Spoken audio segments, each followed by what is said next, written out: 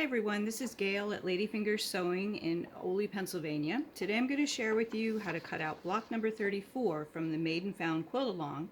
This quilt along has been going on now since the beginning or the middle of February, and it's 36 weeks in duration. However, all of the blocks that are released each week are available on the Made and Found Facebook page in the Files section, as well as the Ladyfingers Accuquilt Go Club Facebook page in the Files section. And it's also, all these patterns are available at ladyfingerssewing.com. Just click on the Made and Found button and you'll see it, and all of the patterns will pop up. There's 36 blocks, one each featured each week on a Thursday, and then there's also 6 bonus blocks which are also posted on the Facebook groups as well as the ladyfingerssewing.com website. So it's not too late to join in.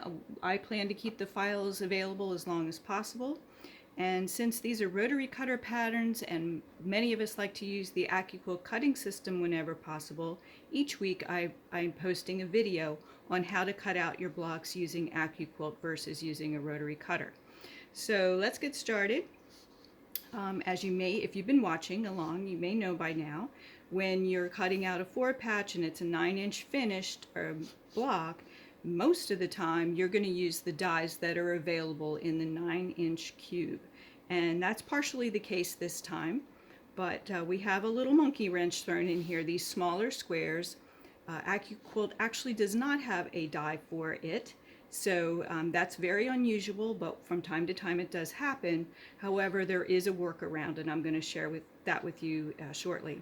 So we only need one shape, essentially, from the 9-inch cube, and that is shape number 2 from the 9-inch cube, and it is a 2 3/4 inch square that finishes at 2 1/4 inches. Now, the problem is, or the opportunity, I like to say, is these tiny little squares that are color designation 1 and 2 are cut at 1 5/8 inches. And as far as I know, there's no die for it. I checked the cutting chart. Accuquilt, we have a cutting chart available so that it lets you know what dies are what sizes. And that's a nice reference to have. We have them available printed for purchase at ladyfingerssewing.com.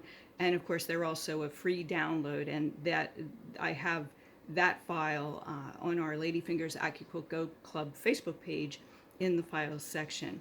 So we need a 1 5/8 inch square, but what I chose to do is go the next size up. So I am using a 1 3/4 inch square, which finishes at 1 1/4. From the 5-inch cube, and it is shape number 2. There's actually 4 squares on this die. I know it's hard to see because I just opened it, but there are 4 squares here. And since we need 2, 4, 6, 8 of each color, we're going to need 2 layers of color designation number 2 and 2 layers of color designation number 1, because there are 4 squares, so 2 layers gives you the 8 squares. Now remember, these are too big. It's bigger than the 1 5/8, just by a little bit, but they are bigger. If you don't have this shape die, you can certainly rotary cut. If rotary cutting is something you need to avoid, then use the next size up that you have. Okay. You can also use a strip die, and then cross cut those into squares. Okay, so slide your mat off. And we should have all our shapes. So there's our little squares. So what we're going to do is go ahead and make our 4 patches. We're going to need 1, 2, 3, 4 patches, sewing 2 squares, 1 of each color together, and then 2 squares, 1 of each color together, and then create your 4 patch, which I've already done. So I sewed 1, and now this is too big for the 2 3/4 inch size that we need. This is oversized, just by a little bit, but it is too big. So I'm going to cut this down so that it's the proper size to create this block.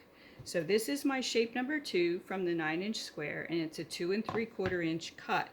Now you see these markings on my die board. The die board did not come that way. I put a mark in the center of each side of this square, and that's going to help me line up my 4-patch so that I can cut this down to the proper size to create the block. So I just took a ruler and I measured halfway through the block, and then I used my Identi-pen. I prefer that over a Sharpie marker because it doesn't bleed or run. And I'm lining up my seam line with those lines that I've marked on my die board. Make sure all the blades are covered, and they just barely are, because you know we don't like to waste fabric or anything. And then I would have made 1, 2, 3, 4 of these, but I'm just going to show you one because you get the idea.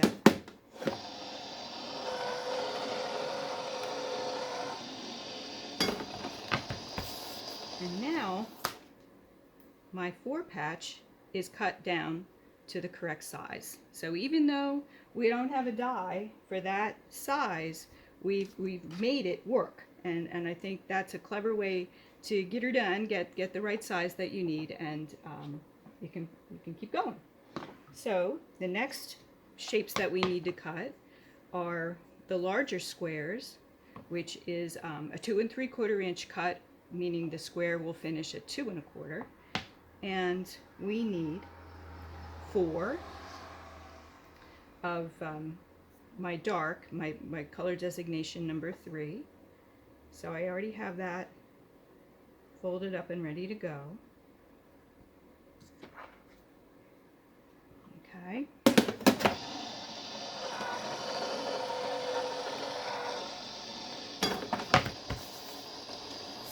Remember to rub your mat a little bit, that just helps with the static. So we have our 4 darkest squares. That's, for me, that's color designation number 3. And then I have my teal, which for me is color designation number 4. And there's my grain line. I've already sussed that out.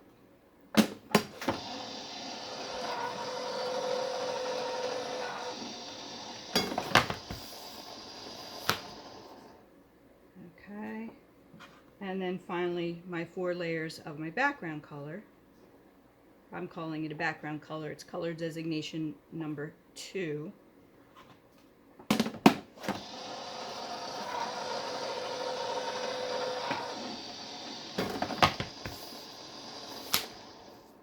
Okay, so now I have almost everything. I didn't do all of the 4 patches because of time, but you get the idea, I hope. And then to lay out your block, we're going to create our block here. I'll do all of it except for all of those little 4 patches because I just didn't get to do those. Sorry. Okay, and then we have, let's see, this,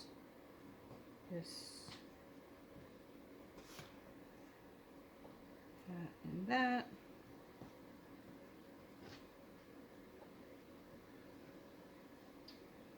And then we have these 2 here, and these 2 here, and then the 4 patches will come along diagonally this way. Okay, so I hope this helped you figure out what to do when a shape occurs that you don't have, especially if it's a square or, you know, an even-sided shape. It's the easiest to do. So if something comes along down the road, I'll share a video on how to tackle that. But for now, this size square can be done with Accuquilt, just with a little bit of ingenuity, and actually it was no problem at all. Okay, so do post your blocks on the Ladyfingers Accuquilt Go Club Facebook page, as well as the Made and Found Facebook page. Both of these are groups that you need to join, and you know, we hope to see you every week for this series, and you know, happy quilting. Thank you for watching.